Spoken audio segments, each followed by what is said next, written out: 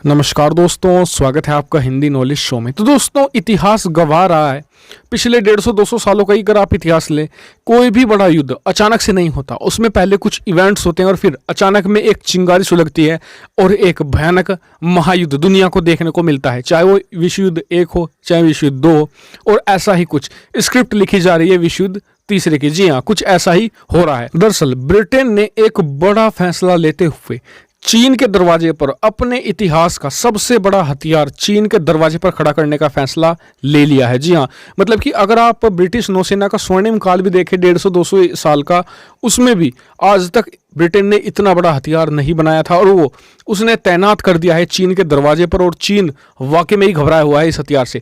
मैं आपको सब कुछ डिटेल से बताने वाला हूं, तो मेरे साथ बने रहिएगा इस वीडियो के अंत तक।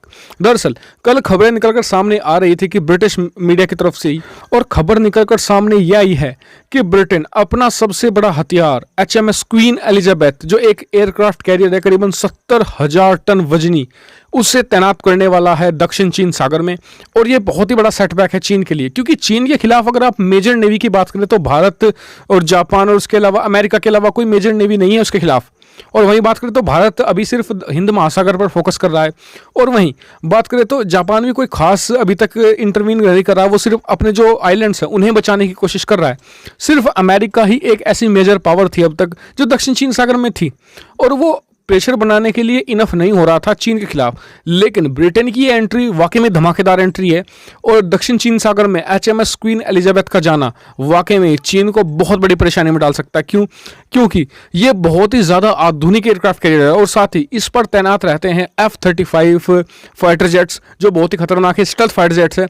और इतना ही नहीं, ये जो एयरक्राफ्ट कैरियर है, ये अमेरिका की जो USS निमित्ज है, जो एक परमाणु एयरक्राफ्ट कैरियर है, उसके साथ एक मिलिट्री ड्रिल भी कहा जा रहा है कि कंडक्ट करेगा वहां पर। यानी कि चीन के घर में घुसकर अमेरिका और ब्रिटेन की नौसेनाएं अपना शक्ति प्रदर्शन करने वाली हैं।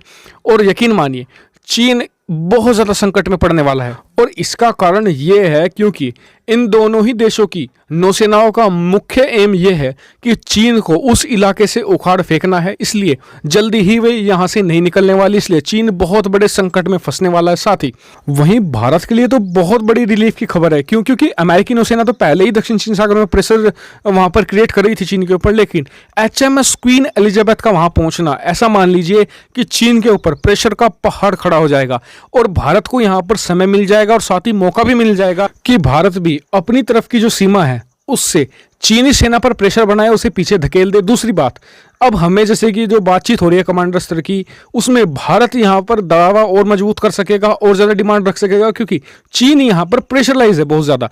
दूसरी बात ये भी है कि भारत, जैसे कि अमेरिका, जापान और इसके अलावा ऑस्ट्रेलिया, ब्रिटेन, जो ये नौसेना ड्रिल कर रहे हैं, खबर ये है कि भारत भी अपने कुछ शिप्स भेज सकता है, सिर्फ दिखाने के लिए कि हम भी एक तरीके से दक्षिण चीन सागर में अपना दम रखते हैं। और भारत इस तरीके से और ज़्यादा प्रेशर क्रिएट कर पाएगा चीन पर, और साथ ही भारत को एक छोटे सी समय की विंडो और मिल जाएगी बातचीत के अलावा, कि हम अपनी तैयारी को पुख्ता कर पाएँ। यानी अगली बार साल बाद, 1.5 साल बाद या 2 साल बाद अगर चीन ऐसी हरकत दोबारा करता है गलवान घाटी वाली, तो भारत की तैयारी पुख्ता होनी चाहिए। तो यानी कि चीन, क्योंकि अब भारत के खिलाफ ज़्यादा एग्रेशन नहीं दिखा पाएगा, क्योंकि दक्षिण चीन सागर में उसके खिलाफ प्रेशर का एक तरीके से पहाड़ खड़ा कर दिया है पश्चिमी देशों ने। तो कंक्लूजन यही निकलता है कि चीन के लिए खबर किसी धक्के से कम नहीं हुई, भारत के लिए ये एक अच्छी खबर है। इस पर आपका क्या मानना है? कमेंट करके मौजूद है। साथ ही चैनल को सब्सक्राइब करना मत भूलिएगा। Thank you for watching video.